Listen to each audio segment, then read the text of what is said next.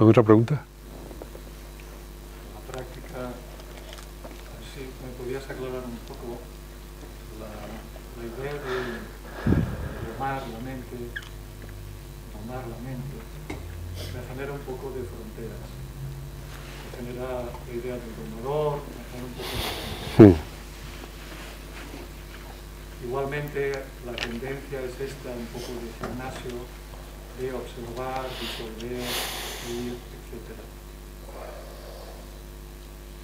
Una manera en la que la voluntad no está tan activa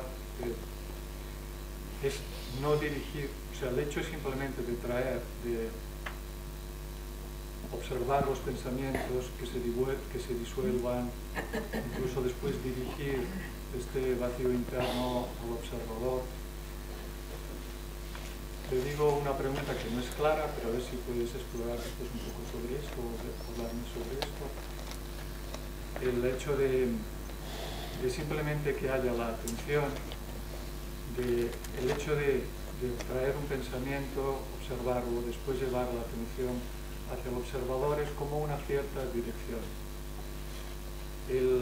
También estaba como observando la práctica de simplemente la atención. Si la atención se va a otro sitio, mientras haya una atención, digamos que hay una atención. Es diferente de cuando te vas al vuelo del gallo, no estás y vuelves. Pero simplemente la atención sin ninguna dirección quita un poco la idea del domador, ¿no? Que también está aquí. Sí, sí. Evidentemente la destreza en la práctica estriba en que la atención espontáneamente se deposite en sí misma, en la atención. Esa es la esencia de la práctica. Pero evidentemente eso que es tan sencillo cuesta muchísimo trabajo. Es, por ejemplo, como cantar a capela. Si hay un acompañamiento, pues uno cae en el espacio de los bajos, los altos, los tonos, los semitonos, y se va haciendo más fácil acompañado. Cuando una mente no tiene el suficiente discernimiento, le es muy fácil producir pensamientos porque reacciona por hábitos.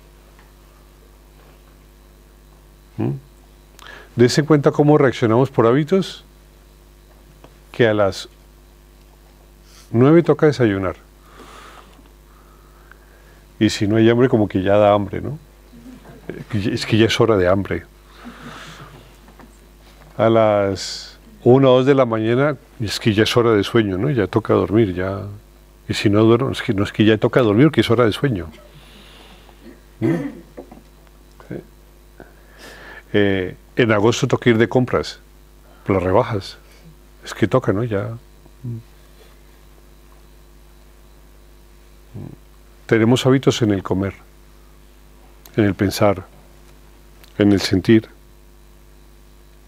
Inclusive ante el dolor, ante el sufrimiento tenemos hábitos.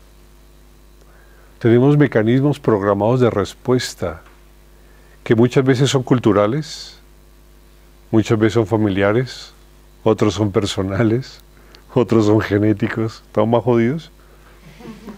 Porque siempre hay condicionamiento de algún tipo.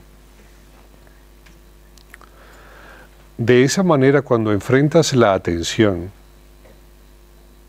sueles hacerlo bajo condicionamientos porque estamos acostumbrados en ello. Es muy difícil a los jóvenes, por ejemplo, en la sala, cuando los conozco por primera vez, decirles, bueno, muchachos, chicos, cierren los ojos, no hagan nada, solo atiendan. Cuando lo hagan, la atención se verá la atención y entran en no dualidad, y ahí el samadhi. ¿Alguna pregunta?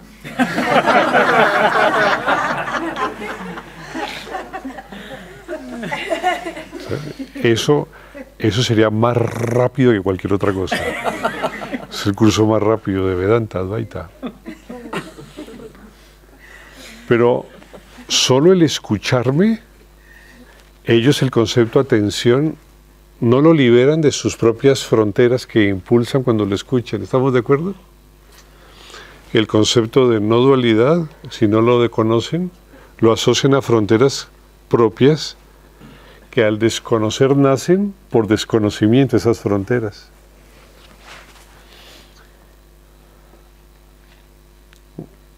Es muy difícil que un ser humano de buenas a primeras logre un estado tan espontáneamente.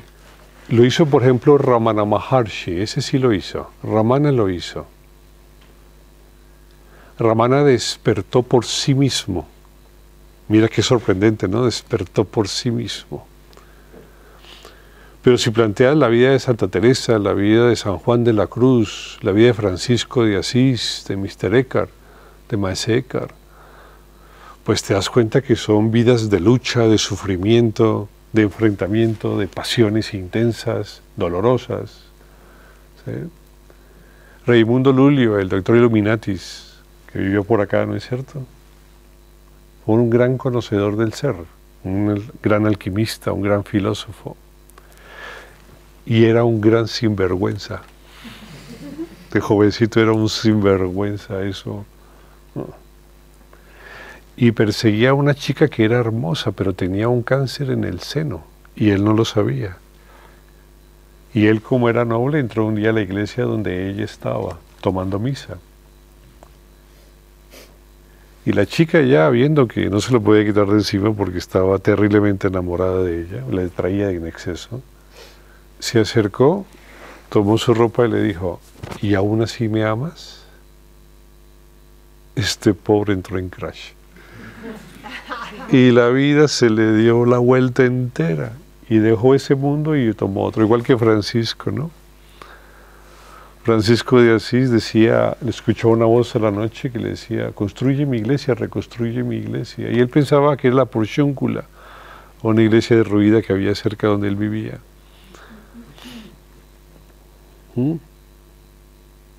Vemos todo el mundo bajo condicionamientos personales y bajo luchas terribles. Es difícil ver el mundo sin condicionamiento, porque ya nuestro cuerpo está condicionado. Está condicionado a mamar leche, por ejemplo. Está condicionado a las caricias. Él grita por hambre, él grita por desesperación. Hay un condicionamiento en todo nuestro alrededor. Entonces, claro, plantear una ausencia de condicionamiento es terriblemente complejo. Lo que se intenta es buscar un modelo. Este modelo lo que hace esencialmente es retirar un exceso de condicionamientos y plantear otra serie de condicionamientos. Todo modelo hace eso. Es decir, lo que yo les explico a ustedes les quita ciertas dudas, pues les crea otras. Eso no se preocupen, eso es normal. ¿Sí? Este proceso cognitivo, el modelo cognitivo, les va a quitar dudas respecto a los procesos tal vez éticos, pero les va a crear otros problemas cognitivos. Es, por ejemplo, decir: joder, no entiendo eso del karma. Eso de la personalización, ¿cómo es que es? ¿Cómo es que es? ¿Cómo es que es? Antes ustedes decían: joder, lo que hay que decir a misa los domingos y punto. Y ya ahí se acabó el problema. El problema era: ¿cuántos domingos debo ir? Ese es el problema que se planteaba. Ahora ya no se plantea cuántos domingos debo ir, ahora se plantean otros problemas. Eso en el Vedanta se llama la transformación de los vrittis. Lo que la enseñanza básicamente hace es transformar vrittis. Vrittis. Transformar hábitos mentales confusos o complejos por otros que son más susceptibles al cambio, a la comprensión o a la transformación.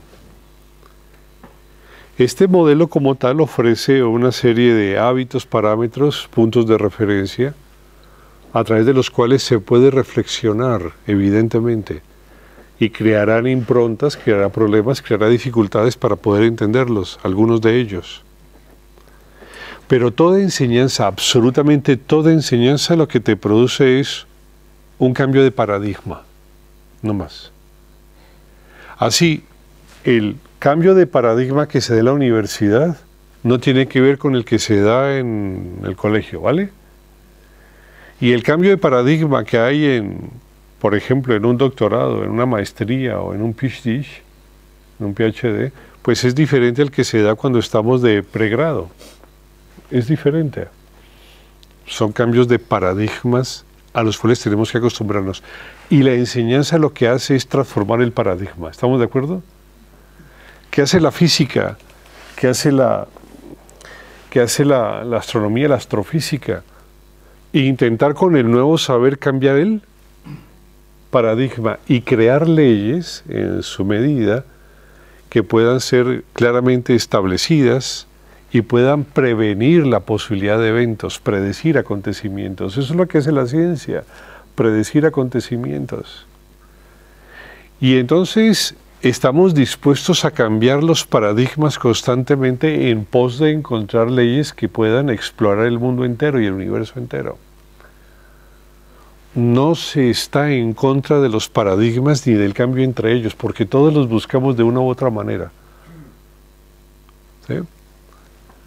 A veces el paradigma llega a tal punto donde nos lleva a una forma de saber o a una forma de amar que ya no requiere de paradigma.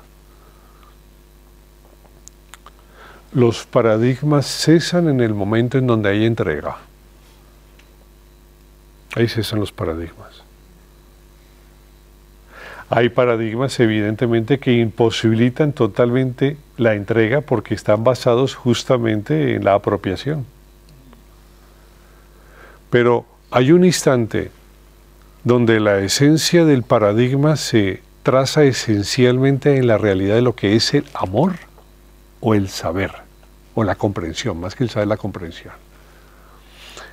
Hay un instante donde la comprensión es paradigma de sí mismo y hay un instante donde el amor es paradigma de sí mismo. En ese instante ya no requieres fronteras, ni relaciones, ni faros. Ya no requieres nada. Pero mientras estamos en este lado del océano, en donde luchamos por los paradigmas para llegar justamente al otro, pues evidentemente no se puede. Allí nos toca siempre seguir, buscar, cambiar, transformarnos, mejorarnos. A eso le llamamos aprender. Inclusive a eso le llamamos comprender. Pero hay un instante de la comprensión y hay un instante del amor en donde el motor de su propia expresión se alimenta de sí mismo. Y en el instante donde el motor de la expresión del amor y del saber se alimenta de sí mismo, entonces el paradigma ya no es otro que él mismo. Ahí cesa la búsqueda y ese es el camino.